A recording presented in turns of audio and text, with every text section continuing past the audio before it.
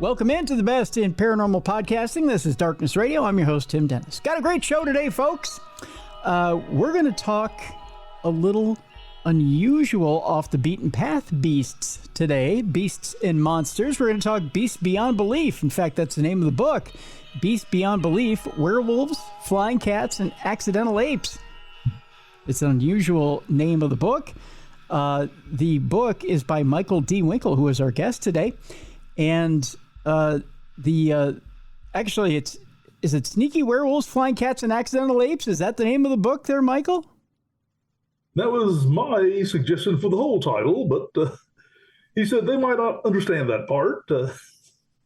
I can explain what they mean, but all right. Well, we'll get into it because it's not only an interesting book, but there's some interesting off the beaten path, not necessarily cryptids that you may or may or may not have heard of, that we'll talk about, and we'll get into it with Michael. Michael is quite the interesting person himself. You have a lifelong love of works of Jules Verne, H.G. Wells. You've got a love of steampunk, this pre-steampunk idea of 19th century adventure. You went to high school in Bixby, Oklahoma. You discovered sci-fi authors like H.P. Lovecraft, Andre Norton, P.J. Farmer's pulp hero metafiction, Marvel Comics, astronomy, and true crime, and Charles Fort. So that brings in the cryptozoology part of this, which we're studying today. You received a BA in English from Oklahoma State University. You worked odd jobs and professionally published fiction stories and books on strange creatures and interesting facts, including, I heard of that somewhere, a compendium of mysteries, monsters, phantoms, and phenomena of the strange, and the Eyrie, which is a book of Gryphons in 2018. So with that, we've got a proper introduction there. So tell me a little bit. Now, I got to dig into the Marvel Comics stuff because I myself am a comic geek. I'm a self-professed comic geek. It's not any secret to my listeners and my viewers. I've done business with Granite City Comics up in St. Cloud. They come on the show, every once in a while, and we do a little comic review, especially when it ties to the topic of the show. So give me a couple of your favorites that you've collected over the years. Well, it's kind of easier to tell how I got there. When I was a little kid back in the 60s, all the superheroes were DC. I mean, everyone knew Superman and Batman and Wonder Woman and all that. And I'd see in these old magazines pictures of like Superman from 1938. Oh, that's eons ago. And then these things called Marvel Comics started popping up, and I said, I don't know about them. And I hate to say it, but I didn't really appreciate Jack Kirby's artwork until I was a little older. So. Yeah. But Marvel would publish these old reprints like Where Monsters Dwell, Where Creatures Roam, and I had to have monsters, so I would buy them. And then they started coming up with their originals like Werewolf by Night and Man-Thing and Tomb of Dracula. I said, I guess those are okay because they're monsters. And I read Monster of Frankenstein. The first few issues of that were just literary in my idea. They changed my outlook on how to read literature. And eventually they had to start popping in the superheroes once in a while. And, well, then they sucked me in. So there you go. Well, some of those, I mean, you're mentioning some real classics. I mean, Where Monsters Dwell. I mean, some of those are some diehard classic comics that really had some great storytelling. Well, I mean, there was 1 month in the middle of 1973, I think, about May or June, and I bought a couple of Jim Starlin's artwork with the middle of the Captain Marvel and Thanos storyline. I didn't understand a word of it because I was right in the middle, but that's about the time I started buying Marvel comics all the way across the board. Yeah. Went from 0 to 100 1 month, I think. So No, I may be a little bit younger than you, but not much. But I think I mean some of the most some of the most gripping comics I think I ever picked up were, I follow an artist who may not be familiar with a lot of my audience, but I'm a big John Byrne fan who was probably inspired a lot by Jack Kirby. Takes a lot of his style from Jack Kirby, and takes a lot of his writing style from Stanley and Jack Kirby, and came in and of course wanted Fantastic Four, and wanted to do a lot of the stories based on what Lee and Kirby had done. And then, of course, you mentioned Jim Starlin. One of the biggest stories, I think, that really hit me where I lived was the death of Captain Marvel. I think that was probably one of the biggest stories that really hit me growing up. I thought that was just absolutely gut-wrenching because, of course, Captain Marvel didn't die a typical superhero's death. He died from cancer. Mm-hmm. Yeah. But it's almost what I would have expected from Jim Starlin by that time, having read all his comics. So. Yeah. It was one of those that told you that, one of those books that told you that you could put real life into, what they were calling funny books back then, or it just something that mainstream media, mainstream society didn't consider to be a serious medium,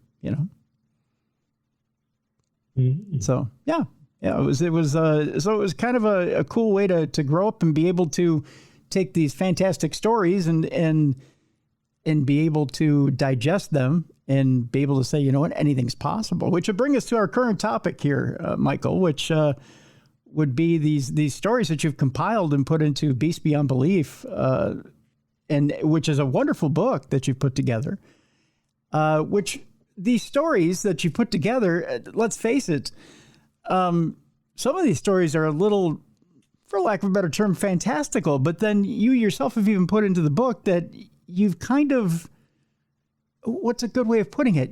Have you kind of thrown caution to the wind and just said, you know what? I have to kind of not throw the baby out with the bathwater. Explain your philosophy behind writing this book. Well, basically, I wanted animal-themed tales of the paranormal, and it seemed like I would work on a chapter, and I'd say, "Oh boy, I've got a nice 1,500 words here," and I'd say, "I need 80,000 more." So I started having to sort of spread it along, and I think it works sort of a spectrum. I mean, there's eyewitness reports sort of slide off into not so eyewitness reports and into folklore and legend and into other things like just slightly weird, like living coelocanth and just animal themes like the bunny man with an axe, who's probably a person dressed as a bunny. But... Mm-hmm. So I said, oh, why not some good old famous legends like the pacing white stallion? And although there was a couple of eyewitnesses in that one, so actually, after years of reading all these stories, I decided not to stress about it anymore. I don't know if any of them happened to anybody. So there are some that seem more probable than the others, but I can't be 100% sure with anything. So. As an author, do you have to take yourself out of a skeptical frame of mind and have to just say, you know what, the stories are what they are, and go forward and just tell them? Is it or is it something where you can cast a skeptical eye and yet still, and put that skeptical eye to the page? Well, I like to say I'm pretty skeptical. I liked the sort of philosophy that Charles Fort had. He did not believe in anything, but he didn't completely disbelieve in anything. So it's always good. And I'll ask myself questions. If this happened, it might have happened this way, if it's possible for it to happen. So, and I'm always interested in reports from different parts of the world that have the same details and from people that probably never met each other or heard of each other. So that seems indicative of something. May not know what, but is it? Give me a little bit of a gauge here, Michael. When you hear a story, I'll give you an example of one that is an interesting story to me. That when I read it, I go, fascinating, and I could see where there's quite a bit of reality there. But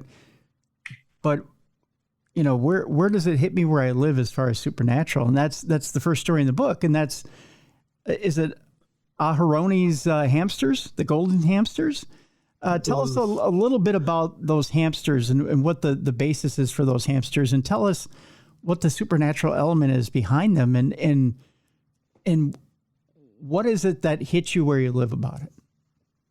Well, like I said in the article, I read a lot when I was a little kid, and I kept little animals as pets, and I checked out this book from the library called Pets, and it just had a background, just a mention or two for each type of animal, and it mentioned that all the golden hamsters in all the pet stores alive today are descended from one litter that was found with its mother in Turkey somewhere, Aleppo, I think it's called. But and none have ever been found in nature since then. And I thought that was interesting, even when I was 10 years old. And almost either this person found the last batch before it went extinct, when nobody else had ever seen them before, or it's like they just, like a litter and its mother just sort of popped up there from somewhere else, and they found them, and others haven't popped in yet from anywhere else. And of course, once I started researching after that book was written about 60 years ago, so yes, they have found others since then, but they were all near the same city in Turkey. Like there was a little special gateway just for hamsters in the hills near Aleppo in Turkey. And so they all kind of... And there's always Charles Fort's favorite stories of small animals just sort of appearing out of thin air, even falling from the sky. And they sort of connected together in my brain eventually. Interesting. Okay. There's some other stories here in the book as well that and you kind of alluded to one earlier that we'll get to here in a moment. But there's the one that hit the tabloids. I know when I was younger that kind of fascinated me, and I'm wondering if we could talk about it a little bit here. And that is the story of batsquatch. Batsquatch, I thought was, when I was younger, was fascinating because I remember seeing a bit of a picture of it on the Weekly World News. But I thought there's no rhyme or reason to me why that would be real. But according to some people, it was a real story. Can you tell us a little bit about batsquatch? Well, originally there's just the one batsquatch story from Washington State. And basically this teenage boy was going to visit his girlfriend, take her out or something, was driving down a road. I think it was near Mount St. Helens? Well, I'm not sure, but forget which mountain. But suddenly this large thing plopped down in the road ahead of him, and it looked like a bipedal humanoid covered with hair, but with a wolf-like head and huge bat wings sprouting out from its shoulders and bright blue fur. And he described it as looking around like it was as puzzled as he was while it was there. And after it glanced at him for a few moments, it started flapping its wings and flying away.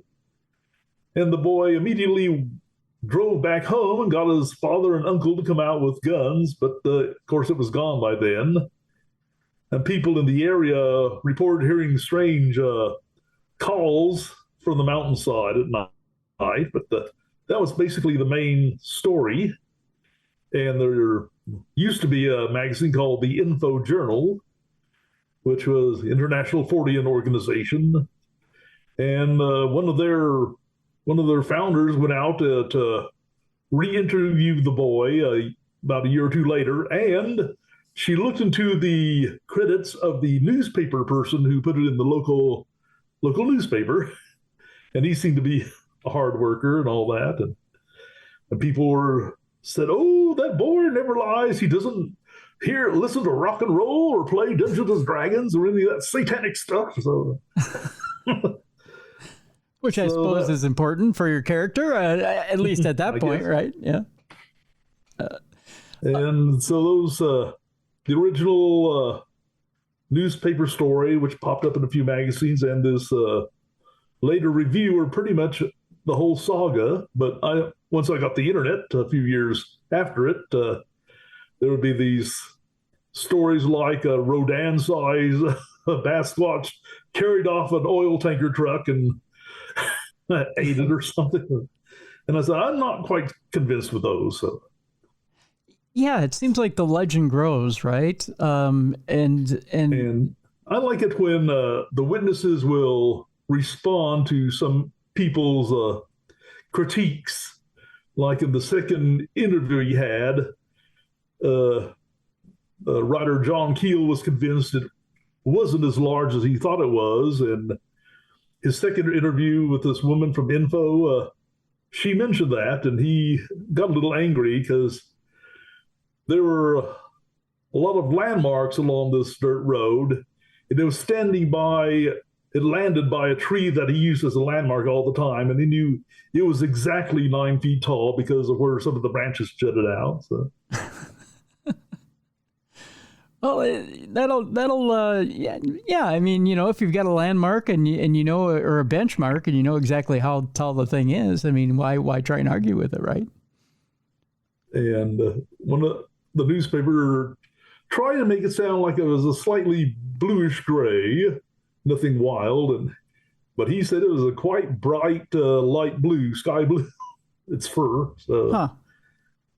So he insisted on the details. He insisted that he knew what was going on with the creature, and they definitely wanted to argue it. That's interesting. So, as I'm reading through the book, and as I'm going through the book, I realize that you yourself have your influences, and you yourself have people that you definitely are hooked into, that you definitely followed, or I hate using the word fan. I really do, Michael. But people that are influences of you. Why don't you tell me? And as far as magazines as well, magazines that you really love to read. You mentioned 40 Times. I know Fate magazine is one of the ones that you bring up quite often as well. But there's also different cryptozoologists that you cite as well. I know Linda Godfrey is one of them that you mentioned in the book. You mentioned Charles Fort. What are some of the others that you have followed throughout your lifetime that cases interest you?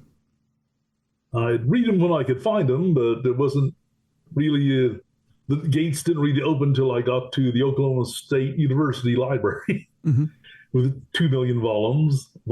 I'd always heard of Bernard Heuvelmans, I probably mispronounced his name, and is On the Track of Unknown Animals and In the Wake of the Sea Serpents. And always, the first book I checked out of the library at OSU was Abominable Snowman, Legend Come to Life by Ivan Sanderson, and I would read his books when I can find them. There were more paperbacks of those, and there was people in later years sort of dumping on him and saying his facts were wrong, and then I would find out that his facts were right, so that was good. And it's like modern researchers in the general paranormal as well as cryptozoology, it's like they've forgotten all this or missed them all, because it was Sanderson who came up with the term UAP as back in the 60s, and they acting like it's something the government just came up with. Right. Yeah. I think a lot of people forget that. Yeah. And I was especially interested in my chapter on the Yeti and what color is your Yeti, as I called it, because I pointed out that almost everyone describes the abominable snowman, the classic creature from the Himalayas, as being covered with white fur, and I listed like a dozen sightings, the most famous sightings, and not a one of them mentioned anything about white fur. They were brown or sort of golden brown or gray or blonde was the closest you ever came. Nobody seems to know that these days. Why do you suppose that is? Why do you think people assume that the Yeti has white fur? Well, the same way like a polar bear or other snow, like a Arctic fox or anything like that lives in a cold and icy and snowy area. But as Ivan Sanderson and others have pointed out, they would probably only go up into the snow to get from one valley to another where there are things growing that they could eat. So, but in the popular mind, it became a thing that was walking around the snow all the time. Well, because you don't. I mean, when you talk about other Sasquatch or Bigfoot, you hear about the skunk ape down south in the southern U.S., and you hear that it has a darker colored fur, like almost a black colored fur. But then other Sasquatch that you hear about or other Bigfoot you hear about, it's generally a brown color fur, right? Sort of russet brown. I hadn't heard about the skunk ape being darker, but on the other hand, I have heard reports or come across reports of snow white Sasquatches in the United States. So we have them here, but not in the Himalayas. Right, yeah, that's weird. It's different. I mean, it's definitely different, that's for sure. I tell you what, let's take our break here, Michael. When we come back, let's talk a little bit. You'd mentioned before about the bunny man, which I think is kind of a funny story. So we'll talk about the bunny man when we come back. There's also something called the Choccolocco monster, which I thought was particularly engaging and a little funny. We'll talk about that as well. And there's also a little creature to my east. I'm in Minnesota, so we'll talk about there's a little creature to the east we'll talk about as well, and we'll talk about that when we come back. And I always thought a carbuncle was something that was on your body. So we'll find out what a carbuncle is when we come back as well. The name of the book is Beast Beyond Belief, Sneaky Werewolves, Flying Cats, and Accidental Apes. It is available right now. We have a link in the description of this program, so you can go get it.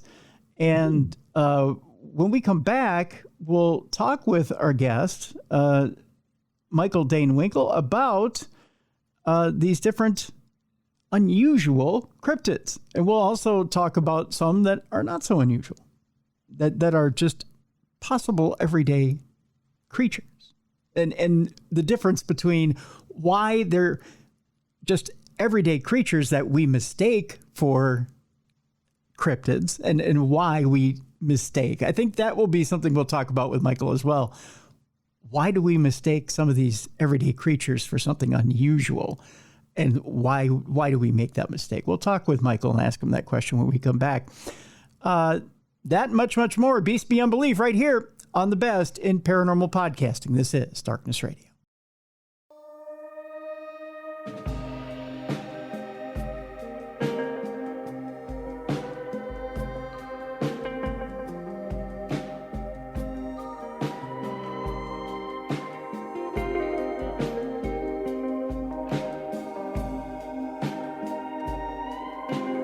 Welcome back to the best in paranormal podcasting. This is Darkness Radio. I'm your host, Tim Dennis. My guest is Michael D. Winkle. The name of the book, Beast Beyond Belief, Sneaky Werewolves, Flying Cats, and Accidental Apes. And I tell you, folks, there's quite a bit of material here in this book. It's a huge book, and you would think that, when you think cryptids, we talk about the basic ones. You talk Bigfoot, you talk I don't know, Loch Ness Monster. You might talk about Chupacabra, but you don't get too much outside of that. Michael's done an excellent job of taking what you would call the fringe stuff, the outside stuff, the stuff you've never heard of before, and some of those stories that really are out there, and you would go, you know what? I don't think I've ever heard of that before. And actually, there's some really entertaining stories out there as well. One of the ones that made me giggle, there's a story, Michael, in the book about, and I'm trying to remember which chapter it's in, a story about aliens that had landed specifically because they were enamored with someone's dog. Oh, Invasion of the Doggy Snatchers. That's it. Yes, that's the chapter. And that chapter alone got me kind of giggling. The fact that aliens would just be enamored with a dog and would just not want to go away until they I don't know, until they got a hold of a dog. And I don't remember the name of the gentleman who kept telling the alien no, that you can't have my dog. But they thought it was just fun that the dog would roll over on command and would do things on command. I first story about I think it was Lakota Sioux old man. Yes, yeah. Lived near the Canadian border. And yeah. Came out to see a very thin man in a shiny suit with a strange vehicle. Yeah. And it was near his dog, and he thought he'd killed it, so he shot it, but it didn't do anything to him. And he didn't seem displeased. And the dog was all right, and he had it do tricks, like basic tricks, like fetch a stick and stuff like that. But the alien was just astonished. It apparently had never seen a dog before, didn't know another life form would obey little commands like that. So. And that's when it seemed want to take it with him, and he said no. And took the dog back to the house because he didn't like the way he's eyeing it. And the fact that the alien just went, okay, I mean, you've already kind of flexed on the alien, and it didn't hurt the alien. What are you going to do if the alien decides it's going to take the dog? I mean, it's not like you're going to stop it, right? Yeah. You never know what the aliens are like. So yeah, but the aliens, they were still flying around his house for the next few months or something like that. Yeah, that's what kills me. They were still flying around looking for the dog. I mean, just in case, you never know. Mm-hmm. Flying their little saucer by. So that was a fairly long story in R.D. Sixkiller Clark's book on reports from native people on mostly UFOs, but other strange items. And I'd heard of these other attempted dog nappings from UFOs before, but there wasn't enough there to actually have an article, but I thought that put it over the top. So I laid out the whole thing, and I had to mention the mass disappearances of dogs once in a while. Which I wonder, if they'll go after a trained dog, I wonder if other animals fascinate them. I wonder if, things like cats that respond to human commands or any other animals that respond to human commands, if they're fascinated by that too. Well, first you'd have to find the cat that responds to human commands. Well, that's true. Yeah. Probably rare. Yeah. My sister had one that thought it was a dog. Yeah. Yeah. And it would. You could call the cat from the other room, and it would come right to you. Well, you'd have see where on the chart where cats and other animals that are that well trained encounter UFO aliens. So it's probably a small point on the map. Right. Yeah. There's a very, very small crux point there, Michael, where you could get the two together, I suppose. But I mean, that cat, God bless its soul, it's no longer here. So, I mean, you can't necessarily get it together with an alien, but if you could, I mean, you might have a fun little encounter. Well, don't pay that much attention to these YouTube videos, even the ones that say absolutely true story about terrifying things. But there was one I listened to where someone said they were abducted by aliens and taken around the ship and shown around. And there was this ordinary house cat walking through the corridors, and they basically told him it had the run of the ship. So, like it had come in and taken over. So that was funny. Very much so. Very much so. It fascinates me that aliens have that much of a interest in our pets. The one thing I wish they'd had an interest in and maybe gotten rid of is this bunny man. The more I read into this chapter, it seemed like it was less animal, more man. Explain to us what the bunny man is and why, if the bunny man cometh, maybe we should get the hell out of the way.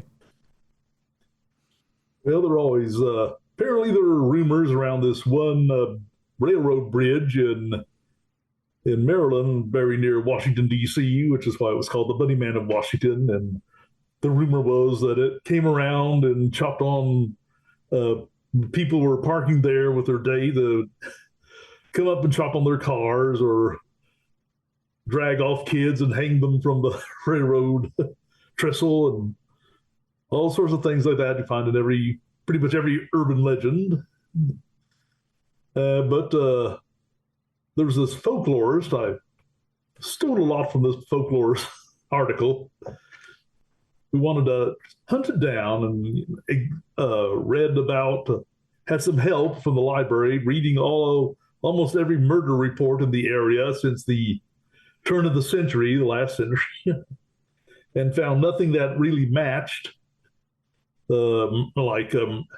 people found hung from trestles or axe murders or anything like that. So, and finally decided it was all a hoax or just a regular urban legend. Then he found these newspaper articles from just about 1970 or so of they were building a new addition, a housing addition not too far from Washington, and somebody dressed like a bunny was coming up and attacking cars and attacking the houses, and the night watchman at the area and telling them if you're trespassing, if you come back, I'll kill you and things like that. So, oh my God! And I was kind of surprised to read this article because when I was 10 years old, I knew all about that because they had an article in Fate magazine, of course, but this person hunted down all the local news stories that they could, and eventually just sort of petered out. And all the new housing additions were built, and all the forests were chopped down, and I guess the bunny man just gave up. He just gave up. He couldn't stop progress. I guess not. I guess the housing development got built and the bunny man went away, huh? Just like that. But it was, I probably wouldn't have done that chapter if I hadn't come across, in a short space of time, all these reports from Linda Godfrey in the Fortean Times of people seeing giant rabbits or bipedal rabbits or humanoid rabbits that all look like real rabbits. So the bunny man was ordinary compared to those. Right. But he has the big legend. So, well, and in fact, since then I've been finding giant rabbit reports. I said, "Oh, it's too late to put in the book. Oh dear, I'll save it for next time." So you've seen other reports of giant rabbits since you've written the book? Yeah, mostly like letters to the Fortean Times. Yeah, they'll get onto a theme and sort of follow it around and. So we saw there was this rabbit we saw in the field, but we swear it was the size of a donkey, but it's bounding around like a rabbit. So what can you do? See, those big rabbits. I've got rabbits in my yard, but I mean they're not giant. I mean they're pretty big, but they're by pretty big I mean probably a foot tall or a foot and a half tall, but they're not huge. They're not giant. But what constitutes a giant rabbit? I mean, are we talking 2-3 feet tall? I'd say almost human-sized or so. What? We'll usually say if it was standing up, it'd be about 5 or 6 feet tall, and there some of the ones that I collected in the book. They specifically said they were standing upright and large as they were. So certainly an odd thing to bring up. And not somebody in a costume. It's definitely Apparently not. Huh. Okay. All right. Well, no telling where them rabbits come from. Huh. All right. Well, I guess I've never seen anything like that. I mean, and it's not a kangaroo, right? Oh, who can say? I mean, there's a phenomenon that's been dubbed the phantom kangaroos, mostly by Lauren Coleman, I think, where yes. Yeah. kangaroos have appeared where they shouldn't be. I mean, yeah, I'm familiar all with the sources that I had. Like Linda Godfrey had someone tell her about the giant rabbit yeah. their mother saw, and yep. Yeah. And who's that fellow? And there's one I really like. For 30 years, I was trying to find a book by Stan Gordon about all the strange things that happened in Pennsylvania. Oh, yes. Mostly UFOs and Bigfoot. But he had one book. It's called Creepy Cryptids and Strange UFO Encounters. And I just opened it at random, and there was a person who came up to him and told him about the 6-foot-tall rabbit he saw racing his Jeep one day many years ago. And yes, it stood on its hind legs when it was running or jumping. So yeah, we had Stan on the program a couple months ago. Having to do with the UFO case. Not a UFO case. I'm sorry, not a UFO case. A Bigfoot case. Not a UFO case, Bigfoot case. Although there was a UFO involved in it, I believe. But yeah. Nice guy. Yeah, definitely nice guy. But rabbits racing. That's fun. So with that, let me ask you this. The Choccolocco monster, which when you hear it, colorful name, right? Mm-hmm. But what exactly is a Choccolocco monster? Well, once again, his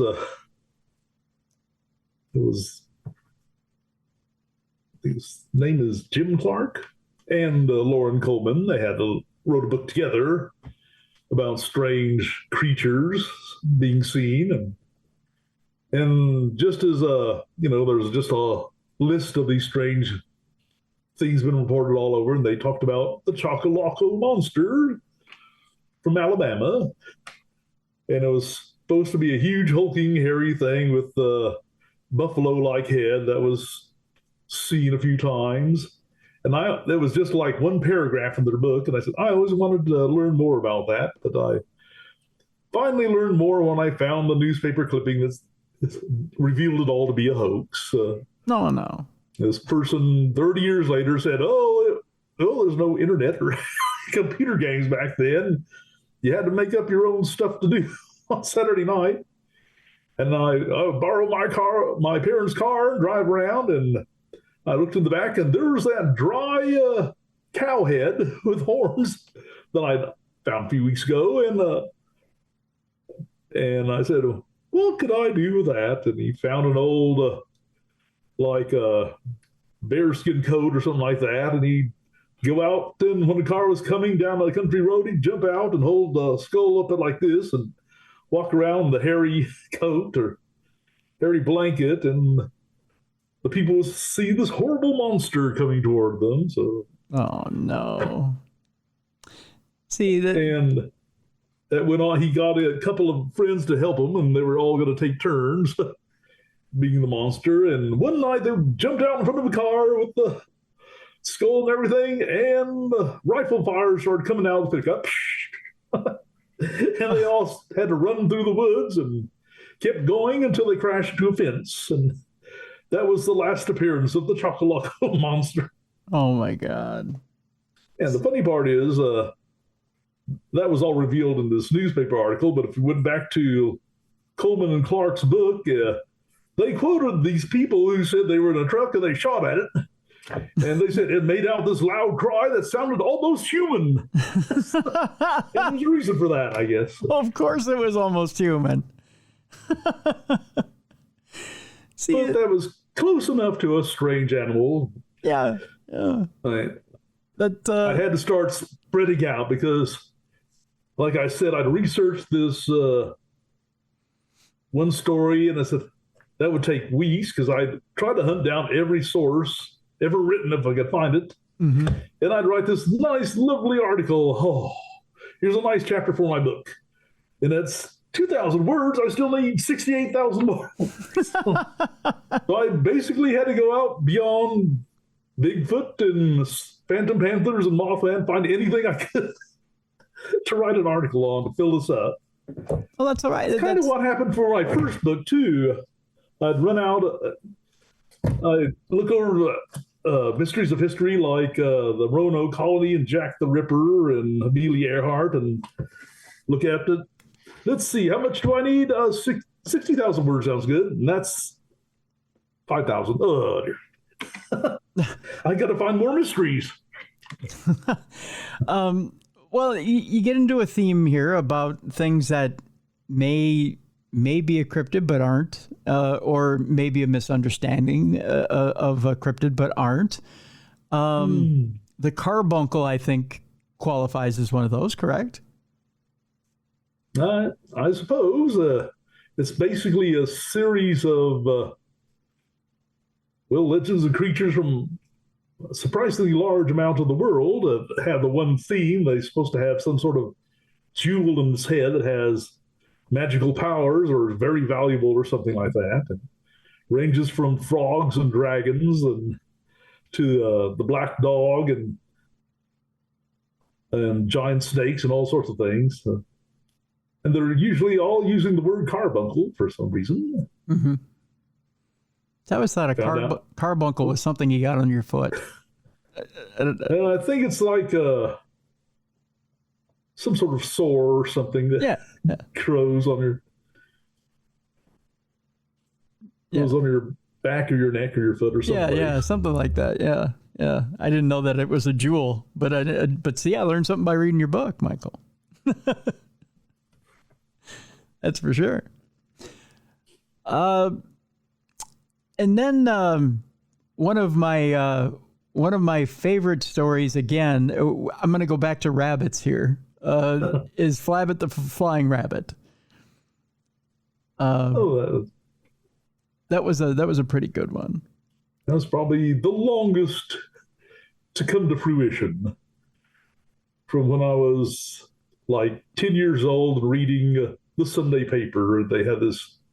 It was like the 25th anniversary of that story in 1970, and there was a little two-page spread with this drawing of this flying rabbit and the flying nun going by and looking puzzled because the flying nun was a TV show at that time. So. Mm-hmm.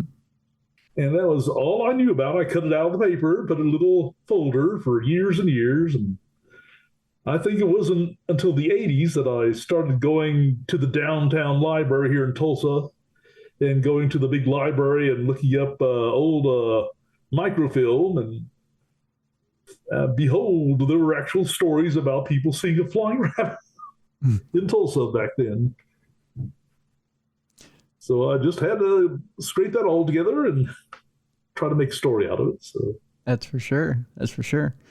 A couple more here before we wrap up today's program. There's a little state to my east called Wisconsin, and I know werewolves tend to be quite scary to people, and the idea that there's something canid that's hanging out there that's just waiting to tear them apart. What exactly is the Wisconsin werewolf? Well, it's another one of those stories have a long background, at least for me.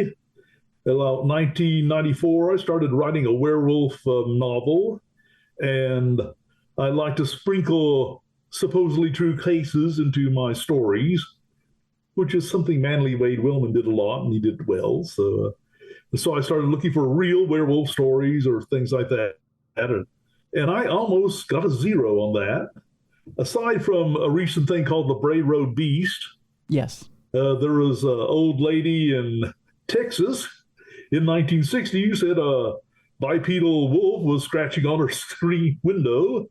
That was in Fate magazine, and there's the old medieval werewolf stories. But aside from that, I couldn't find anything. But then Linda Godfrey wrote her book, and it was actually there's some articles I read first, but then she wrote her book on that whole event, and I thought there wasn't much to that, but apparently people who read it started sending in their sightings, and there's enough for a second book. I think it was called The Michigan Dogman. Mm-hmm.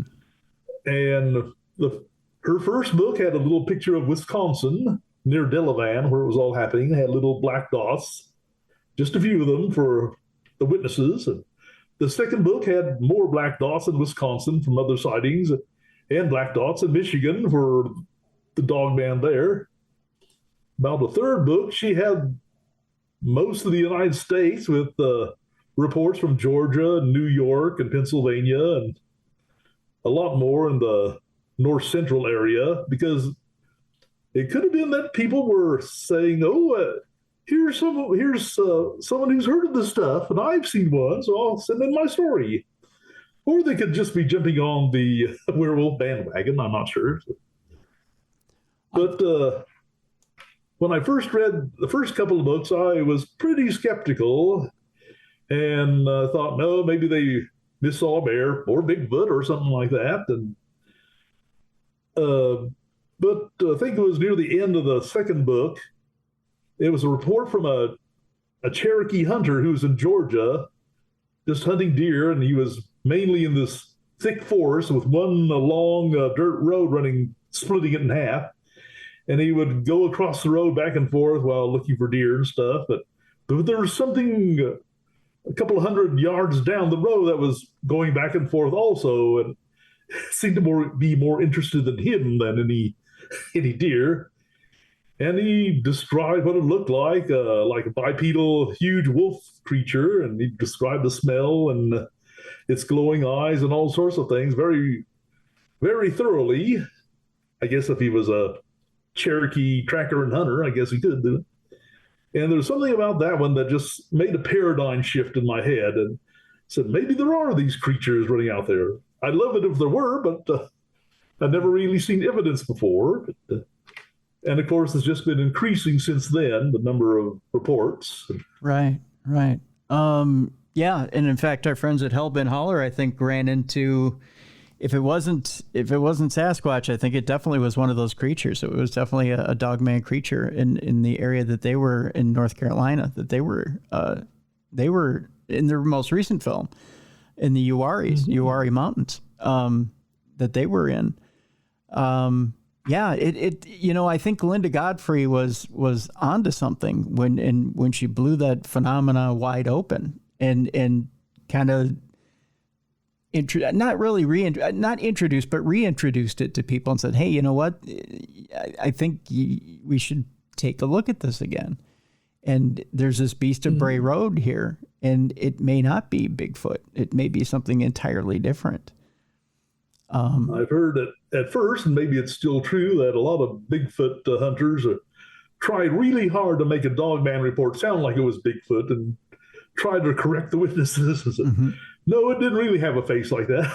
Yeah. No, it didn't really have pointed ears. Yeah.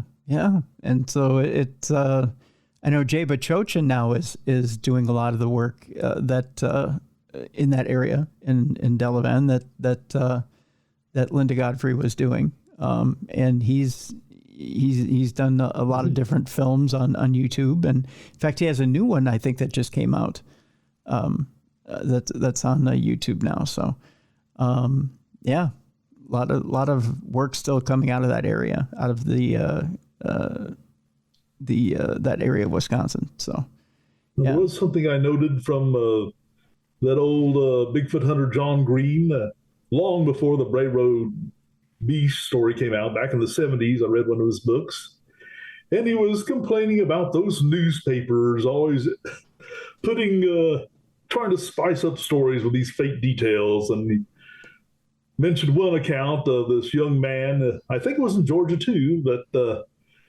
encountered a huge hairy creature that was, to John Green, obviously a Sasquatch, but the newspaper said it had long, pointed dog-like ears and big fangs and claws on its hands. And, oh, those newspapers making up stuff. So that's how he explained that away. So, so might have been a dog man back then. Might have been. You have a story. Interestingly enough, I say this in jest. You talk about the Rat King in the book, and then as you talk about the Rat King, which is this giant rat, you also go on to say that now there's reports of a Squirrel King. I'm telling you this, Michael. I have the Squirrel King in my yard. Uh-oh. And he's about the size of a large dog, and I've named him Arnold. and I've told my listeners about him many times, but I named him Arnold because I imagine he has the voice of Arnold Schwarzenegger, and he eats me out of house and home. But I just... that's a thing to be scared of, because I remember there was a big storm at our house when my brother and I were little kids, and we went out and found this little baby squirrel, apparently blown out of a tree. It was about the size of your forefinger with a tail, and it was unconscious. And we went into the garage. We built this little box for it, used very small mesh wire and boards and everything, made a little house for him, and put him in there. And he finally woke up and recovered, and he was just hitting the side, bouncing off like a bullet from the sides of the cage. And we recoiled, and it was obviously that was not going to be a pet. So we put it out in the backyard and opened the door and ran away. And if a thing that big can frighten you, I hate to see Arnold. Arnold's huge. You could put a saddle on Arnold and ride him to town. He's that big. But yeah, but I can still fat shame him. He'll come up to my, we have a little area where we have dishes out because we have chipmunks. We have trained chipmunks. And they have names, and they all answer their names. But Arnold answers to his name. And when he comes up to the dish and, he's eating too many peanuts, I'll tell him, really? Do you need another one there, fat ass? That's what I'll tell him. And he'll go, ooh, and then he'll run away. So he knows that, yeah, he can be fat shamed. So I figured I would tell you that I know the Squirrel King and he lives in my yard. So, yeah. And he's easily fat shamed. So I don't know if you have room for that in a book or not, but I say that. If you ever see it, I'll warn people, if they see a giant squirrel, you can try that. Fat shaming. Hey, Chunky, you gonna take a bite out of me too? Yeah, exactly. And finally, the one thing that I found a bit disturbing in the book had to do with the red dragon stamps, which I know this is an older story, but the fact of the matter is to me, it feels very secret society. Can you tell us a little bit about the red dragon stamps? Well, about the only source for that was 40 Times, of course, and they got that from a stamp collector's magazine from the 1920s, I believe. And basically, this professor was trying to translate a book in Welsh that talked about some sort of red dragon society. And one day he disappeared, and no one knew where he went. His wife called the police and all that. And meanwhile, in the nearby woods near the university he taught at, these little children said they saw this huge red animal that was in a cave, but these men dressed in funny clothing came out and told them to go away or they would get in trouble, and they did. And they made it sound like it was, a well-fed dragon. And then the professor reappeared sitting on a park bench by a lake, and the book he was trying to translate was gone, maybe confiscated by someone, and he really couldn't tell them what had happened to him when he was gone. But, and several people around town were getting bits of mail, letters in the mail, saying that the professor was okay and he will be returned soon enough. And they had these non-postal service red stamps on them with a red dragon on them. And somehow they accepted them as actual postage. And apparently the story was written up for this stamp collector's magazine just because of the stamp aspect, but a researcher for the Fortean Times found it in that old magazine, decided they had to revive it, and I decided I had to revive it from this 40-year-old Fortean Times. So that was it. No. Yeah, it's a bizarre story, and the fact that the professor goes missing, he eventually comes up, but he can't remember anything, and yet the society runs in the background, right? And some sort of society didn't want them to translate that book, I guess, into English. And whatever that was in that book is still mysterious. So interesting stuff. Top interesting secret. stuff. Yeah. Very much so. Very much so. Well, the book's available right now. It's called Beasts Beyond Belief, Sneaky Werewolves, Flying Cats, and Accidental Apes. My guest is our author of that book, Michael D. Winkle. And Michael, I want to thank you so much for being with us today. Well, thank you for having me. Starting to get the hang of these podcasts, I think. So yeah, there you go. There you go. Well, and here's a few books in the background that I'll just have to research and write another book. There you go. Absolutely. Well, we'll have you back when you have another book out there. Absolutely. Thank you so much, Michael. Folks, I want to remind you this is the end of the week, and again. By now, I believe we should be on the verge of having a new iPhone out, which means we probably updated our Darkness Radio app. If we haven't, keep an eye out because there should be a new update for our Darkness Radio iPhone app. If not, be patient because there will be one coming. Just keep an eye out for that. If you're listening to this program and you're not watching the program on video, it's real simple. It's the original Darkness Radio on YouTube. You can see the program there. Otherwise, just go to darknessradioshow.com. Look for the program that you want to watch. Click on that program. There should be a video on top of the audio. The video and audio are all in one source, and you can see it only on darknessradioshow.com. Also, we're partnering up with Mysterious Adventures Tours. You want to get in right now and be able to travel for Halloween, by gosh. There's a couple of really cool tours right now you can take for Halloween. You can spend Halloween with Dacre Stoker and spend Halloween in Romania at Bran Castle with Dacre Stoker and go party at Dracula's Castle, Bran Castle, for Halloween. Or you can go with Brian J. Cano to the Puka Festival in Ireland, the place where it all started. Either one of those trips is available right now, and you can spread it out over payments. So do that, or you can come travel with Dustin Perry and Grant Wilson and Brian J. Cano next summer on a paranormal cruise to France. That's available for sign up as well right now by going to darknessradioshow.com.